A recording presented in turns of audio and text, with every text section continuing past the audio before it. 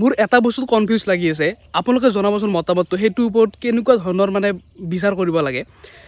যিকোনো এটা এডভেঞ্চাৰ কৰিব যোৱাৰ আগত তাত আপুনি সম্পূৰ্ণভাৱে ফিট হয় নে নহয়, বা আপোনাৰ কিবা শাৰীৰিকভাৱে অসুস্থ আছে নেকি, লগতে হেল্থ চেকআপ এটা কৰে। তো সেই যে আপুনি সম্পূৰ্ণভাৱে সুস্থ হয় বা ফিট হয়, সেইটোত চহীটো মাৰিছে কোনে? আৰু তাৰোপৰি জুবিনদাটো সম্পূৰ্ণভাৱে সুস্থ নহয়, কাৰণ তেখেতৰ এটা গম পায় কেনেকুৱা ধৰণৰ এটা ৰোগ এটা আছে। যিটো মেনেজমেণ্ট টীম হয়, মই কাৰো নাম নকওঁ ইয়াতে, নাম মেনশ্যন নকৰোঁ, যোনে জানাতো গমেই পাইছে, যিখিনি মেনেজমেণ্ট টীম হয়, অৰ্গেনাইজাৰ আছিল, তেওঁলোকে কিহৰ কাৰণে মাথাত নামাৰিলে যে ইমান দূৰলৈকে গৈছে, না তেখেতৰ লগত ফেমিলি আছে না কি আছে। মেনেজাৰখিনি বা যিখিনি তেখেতৰ লগত থকা মানুহ, সেইখিনি এটলিষ্ট গম পাব লাগিছিল এইখিনি কথা। তো সেই তাৰ ওপৰত আপোনালোকে কি ভাবে, এইটো মেনেজমেণ্টৰ সম্পূৰ্ণ দুখ হয়নে নহয়? আমি সকলোৱে গম পাই জুবিন দা সম্পূৰ্ণভাৱে এটা জচিলা মানুহ, তেখেতে কৰিম মিনছ কৰিমেই এনেকুৱা। তথাপিতো যদি এজন মেনেজাৰ লগত গৈছে, যদি এটা টীম আছে, সেই টীমটোৰ ৰেছপনচিবল আছিল নে নাছিল?